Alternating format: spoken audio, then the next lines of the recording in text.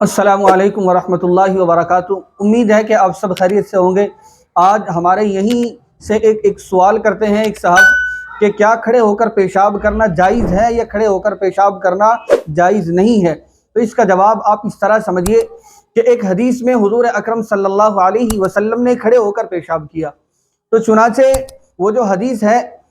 آپ صلی اللہ علیہ وسلم کی اس حدیث کی جمہور علماء نے جو تشریح بیان کی تو یہ کہ آپ صلی اللہ علیہ وسلم نے جہاں کھڑے ہو کر پیشاب کیا تھا وہاں گندگی تھی،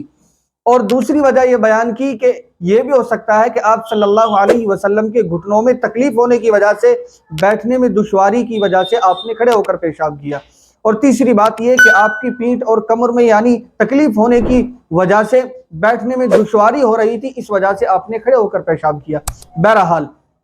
کھڑے ہو کر پیشاب کرنا یہ ناپسندیدہ ہے اور یہ مکروہ بھی ہے، اور میں اس کی حدیث بھی آپ کے سامنے پیش کرتا ہوں۔ حضرت عمر فاروق رضی اللہ تعالیٰ عنہ سے روایت ہے،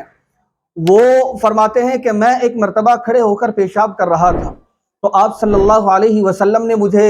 دیکھا کہ میں کھڑے ہو کر پیشاب کر رہا ہوں، تو آپ صلی اللہ علیہ وسلم نے مجھ سے آ کر فرمایا کہ اے عمر، تم کھڑے ہو کر پیشاب مت کرو۔ تو حضرت عمر فاروق رضی اللہ تعالیٰ عنہ فرماتے ہیں کہ مجھے آپ صلی اللہ علیہ وسلم نے کھڑے ہو کر پیشاب کرتے ہوئے دیکھ کر منع فرمایا کہ اے عمر، آپ کھڑے ہو کر پیشاب مت کیجیے۔ تو آپ صلی اللہ علیہ وسلم کی اس بات سے کیا ثبوت ملتا ہے؟ پھر آگے فرماتے ہیں حضرت عمر فاروق رضی اللہ تعالیٰ عنہ کہ میں نے پھر کبھی کھڑے ہو کر پیشاب نہیں کیا ہے۔ اب کیا کھڑے ہو کر پیشاب کرنے کی گنجائش ہے؟ تو کھڑے ہو کر پیشاب کرنا صرف اور صرف مجبوری کی حالت میں، عذر کی حالت میں، صرف اور صرف مجبوری کی حالت میں، بغیر مجبوری کے پیشاب کرنا یہ مکروہ بھی ہے، یہ ناپسندیدہ عمل بھی ہے، اور اس کے ساتھ ساتھ مروت و وقار اور اسلامی تہذیب کے خلاف بھی ہے۔ تو چنانچہ کھڑے ہو کر ہمیں بالکل بھی پیشاب کی نہ عادت بنانی ہے نہ کرنی ہے۔ اب عذر کیا ہو سکتا ہے، مجبوری کیا ہو سکتی ہے؟ میں آپ کے سامنے اس کا تھوڑا سا خلاصہ کروں کہ مجبوری یہ کہ مثلا آپ کے پیر میں کوئی ایسی چوٹ لگی کہ جس کی وجہ سے آپ کے لیے بیٹھنا بالکل دشوار ہے، چھوٹا سا عذر نہیں لینا آپ کو، آخری کوشش پر بالکل آخری مرحلے کی بات یہ ہے کہ بیٹھنے کی گنجائش نہیں ہے، میں بیٹھ نہیں سکتا، پیروں میں اتنا درد ہے، تو وہاں کھڑے ہو کر پیشاب کرنے کی گنجائش۔ اور اسی طریقے سے آپ کے گھٹنوں میں اتنا درد ہے، اتنی تکلیف ہے، یہ کوئی اور بیماری ہے کہ جس سے ڈاکٹر اور طبیب اور حکیم نے آپ کو بیٹھنے سے منع کر دیا، اور نہ آپ بیٹھنے کی کنڈیشن میں ہیں، نہ آپ بیٹھ سکتے ہیں، تو آپ کھڑے ہو کر اس حالت میں۔ اسی طریقے سے کوئی پھوڑا پھنسی یا کوئی ایسی تکلیف بیماری آپ کے ساتھ لاحق ہے کہ جس کی بنا پر آپ نہیں بیٹھ سکتے، آپ کوشش بھی اگر کریں تب بھی آپ کا بدن جواب دیتا ہے کہ آپ نہیں بیٹھ سکتے، تو یہ مجبوری کی حالت ہے۔ البتہ اس کے علاوہ حضور اکرم صلی اللہ علیہ وسلم نے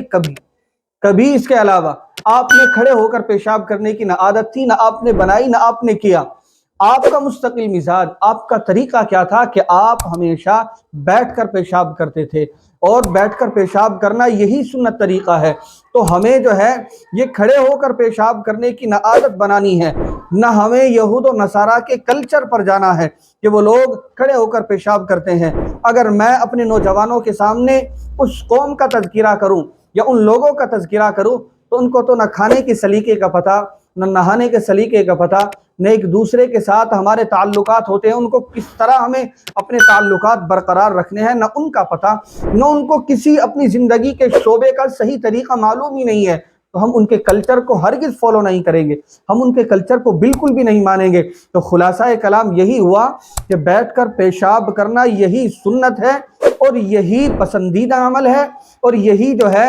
سنت طریقہ بھی ہے آپ کا۔ اگر اس کے علاوہ دوسرا طریقہ اختیار کرتے ہیں تو یہ ناپسند اور مکروہ ہے، اور اس کے ساتھ ساتھ یہ اسلامی تہذیب کے بھی خلاف ہے۔ اللہ عمل کی توفیق عطا فرمائے۔